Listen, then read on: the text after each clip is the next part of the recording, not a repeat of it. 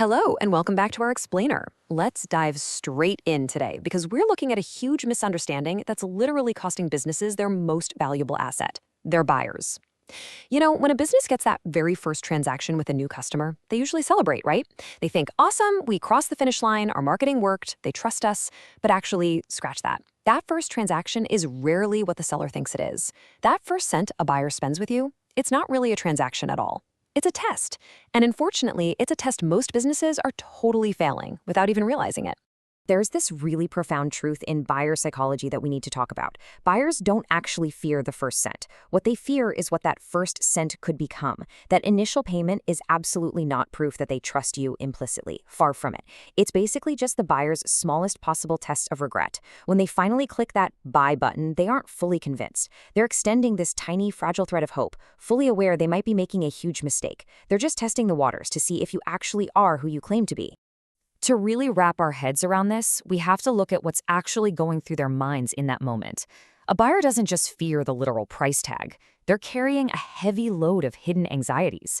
They are terrified of wasting their precious time on a solution that totally flops. They fear the embarrassment of making the wrong call.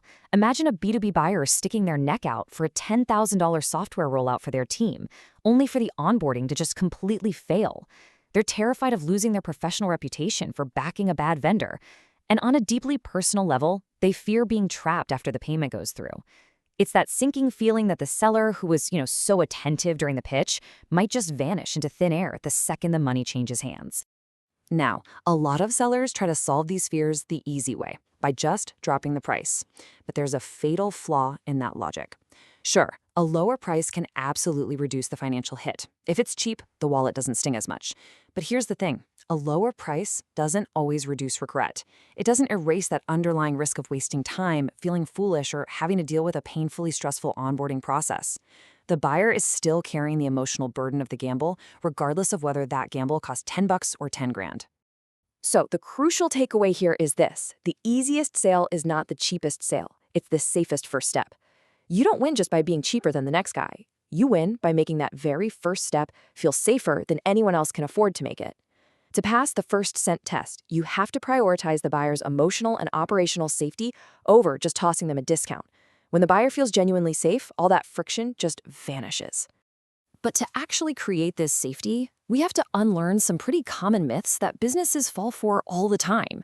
First up, this idea that if we deliver quality, they'll come back. Okay, yes, quality helps, but trust is decided way before the buyer fully experiences your quality.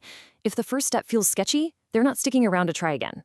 Second myth, a standard refund guarantee is enough. Look, a basic refund policy is just table stakes today. It keeps you from looking like a total scam, but it certainly doesn't build strong trust. Third, we can fix bad first impressions with more marketing. You can absolutely market your way to a first sale, but you cannot market your way out of a buyer's first regret. And finally, the belief that refunds are losses. In reality, the most expensive loss you can have is losing the right buyer forever just because they felt unsafe. Which brings us to the seller's immediate responsibility. The exact second money changes hands, the whole dynamic shifts. That first purchase absolutely must not feel like a leap of faith into a dark, silent void. It has to instantly create early proof. Think about it. Your buyer is sitting there having just spent their hard-earned cash asking themselves one vital question. If this doesn't work out, am I safe? You have to answer that question right then and there with immediate, undeniable evidence that you are reliable.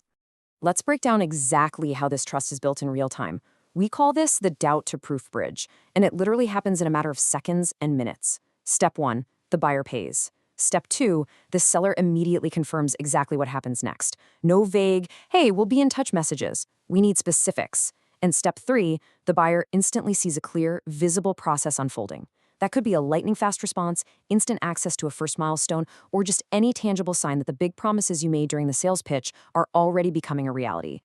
This completely redefines the timeline of a sale. The reality we have to accept is that trust is not created when the buyer pays. Trust is created when the seller proves the buyer was safe to pay.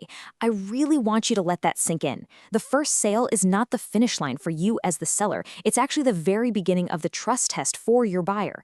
The clock starts ticking the second they hand over their money, and it is entirely on you to prove that their leap of faith was actually a totally safe step onto solid ground.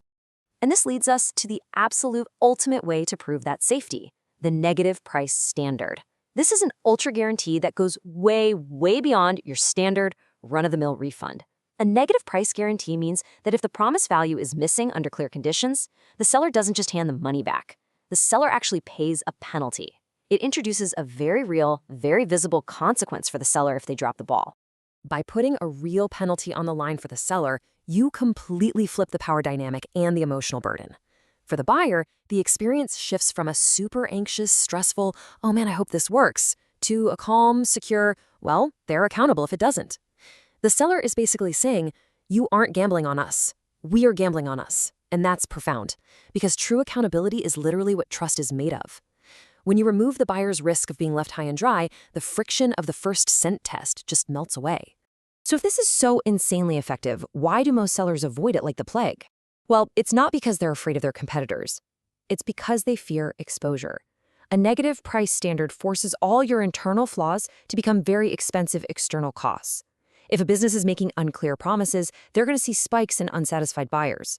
Sloppy onboarding creates immediate friction and doubt. Slow response times? That collapses trust entirely. Inconsistent delivery and a lack of written procedures just result in chaos, and under this standard, that chaos triggers real financial penalties for the business. It forces you to actually become the kind of business that is worth trusting from the inside out. And becoming that kind of reliable business is what ultimately secures your future. Because here's the hard truth. Conversion is not proof of trust. Retention is. Securing one single, isolated transaction is not the victory here. Honestly, anyone can use clever marketing tactics to get someone to buy something once. But you can only burn a buyer once. If they feel judged, trapped, or ignored during that first scent test, they learn a very clear rule. This seller makes me take all the risk, and they will never, ever return. But when you pass the first scent test, by providing that instant proof and ultimate safety, you create this beautiful, clean pattern that fuels the entire future of your business relationship with them.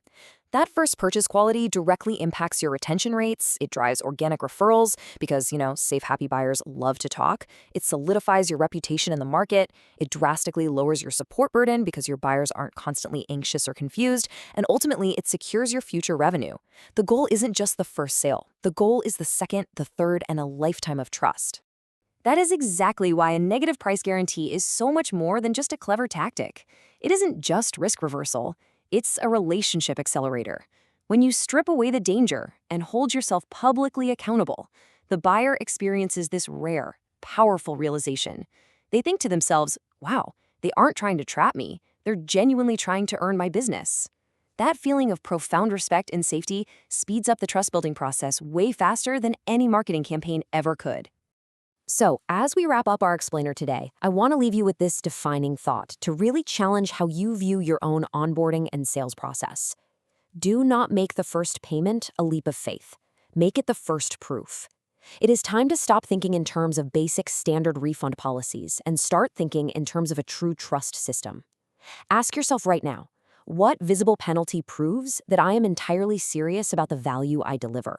If you're out there selling high-ticket offers and you are ready to stop paying for promises and start paying for proof, it's time to evaluate your own systems. You can apply for the -1 diagnostic by heading over to negbook.com/negative price standard. You'll also find that link waiting for you right down in the description. Thank you so much for joining me for this explainer. I'll leave you with this final thought. If your current onboarding process were a test of your own confidence, would you pass it? It's time to start making your first step the absolute safest one in your industry.